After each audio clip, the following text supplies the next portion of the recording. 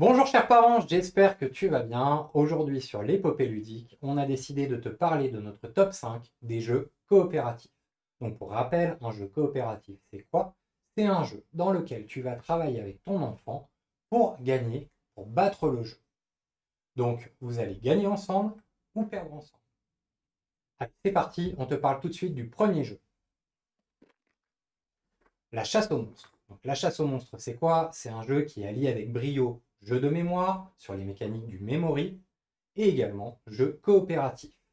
Dans la thématique, des monstres ont envahi la chambre de notre enfant, donc c'est une thématique que tu vas pouvoir aborder en plus dès 2 ou 3 ans, et il va falloir chasser ces monstres et les renvoyer au placard. Pour cela, il faut savoir que chaque monstre a peur d'un jouet en particulier. Vous allez retrouver le jouet qui correspond au monstre, et quand vous aurez réussi, vous pourrez dire au placard le monstre. Les enfants adorent, on va s'amuser beaucoup, enchaîner les parties, et l'avantage, les parties sont très rapides, ça dure une quinzaine ou une vingtaine de minutes. Comme deuxième jeu, Nom d'un renard. Nom d'un renard, c'est un jeu dans lequel un vilain renard a volé l'œuf d'or. Et on a des poules enquêtrices, 4 poules, qui vont devoir parcourir le plateau à la recherche d'indices pour dénoncer parmi 7 suspects le renard qui est coupable. Donc c'est un jeu de déplacement, c'est un jeu de dés, et la mécanique intéressante, c'est que le renard va essayer de s'échapper, et donc on va avoir un temps limité durant lequel nos poules vont devoir rechercher des indices, vérifier avec une petite mécanique sympa si l'indice correspond au coupable ou non, pour pouvoir dénoncer le suspect qu'ils jugent coupable avant la fin de la partie. Nom d'un renard, c'est top, ça se joue à partir de 5 ans, et nos enfants l'adorent. Alors, dans une vidéo précédente, on t'a déjà parlé de Zombie Kids. Donc, on ne va pas refaire le détail du jeu. Ici, on va te parler de la suite directe, Zombie Teens. Donc, dans Zombie Kids, les enfants, avec succès, avaient chassé les zombies de l'école et avaient fermé les portails pour la sécuriser. Dans Zombie Teens, les enfants vont sortir de l'école et aller chercher des provisions. Mais attention, nos zombies ne sont pas en reste et ils ont trouvé une astuce pour pouvoir évoluer. Et donc on va avoir quelques petits soucis. Le jeu est toujours génial, on est sur la même thématique, on est sur le même humour, le même type de graphisme, et on est toujours sur un jeu évolutif. On part également sur des règles très simples, des mécaniques réellement faciles à apprendre, on comprend les règles en 2-3 minutes, et bien sûr au fur et à mesure des parties qu'on va enchaîner, on va débloquer des succès, on va ouvrir de nouvelles enveloppes, il va y avoir de nouvelles règles. C'est toujours aussi bien, on l'adore toujours autant. Petit point à préciser quand même, il est un petit peu plus dur que le premier, donc on va avoir plus de défaites.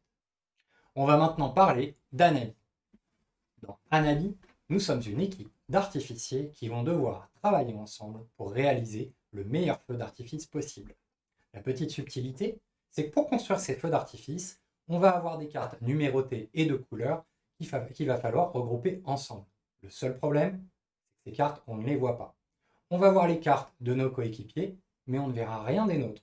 Et donc, il va y avoir une subtilité pour pouvoir faire deviner à nos coéquipiers quelles sont les couleurs et les numéros des cartes, sachant que les cartes sont numérotées de 1 à 5 et qu'il y a 5 couleurs possibles. Anami, c'est un jeu super sympa.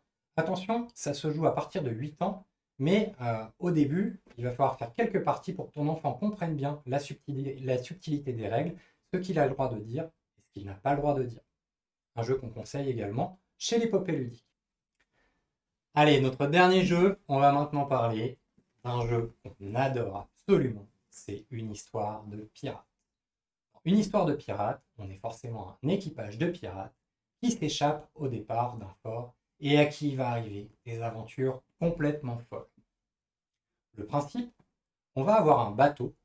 Quand je dis un bateau, on va réellement avoir un bateau en carton qu'on va construire nous-mêmes et qu'on va faire naviguer au fur et à mesure de 10 grandes histoires.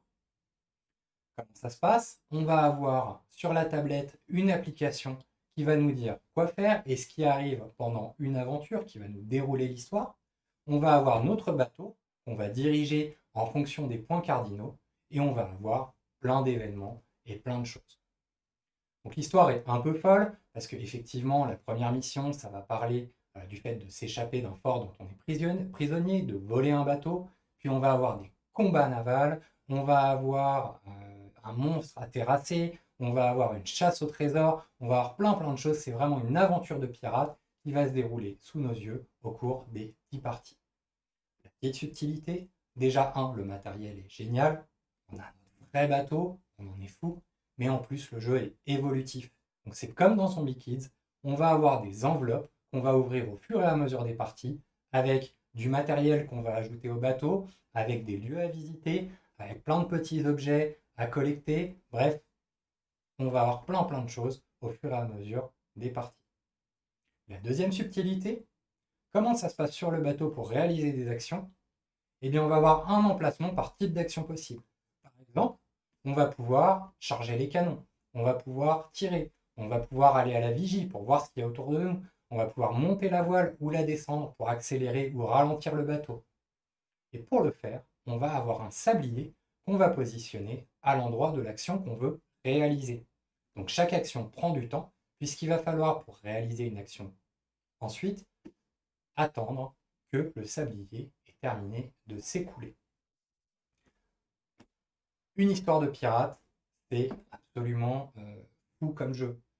Au départ, on s'attend à un jeu de société un peu classique, mais un peu gros. Et finalement, on l'adore. C'est vraiment une épopée qu'on va vivre du début à la fin de l'histoire. On a en plus un système de scoring avec l'appli pour savoir si on a gagné 1, 2 ou 3 étoiles sur notre mission. Donc on va être amené à vouloir refaire les missions pour mieux performer.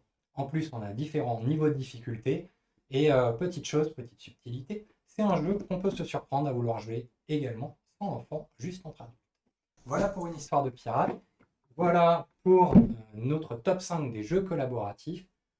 J'espère que tu as aimé cette vidéo. Si jamais toi aussi il y a des jeux collaboratifs que tu as déjà fait, que tu as adoré faire avec tes enfants, n'hésite pas à nous le dire en commentaire de la vidéo. Tu peux également t'abonner à la chaîne ou liker cette vidéo, nous suivre sur l'ensemble des réseaux sociaux ou sur l'épopéludique.fr, notre blog. Je te remercie beaucoup et je te dis à très bientôt.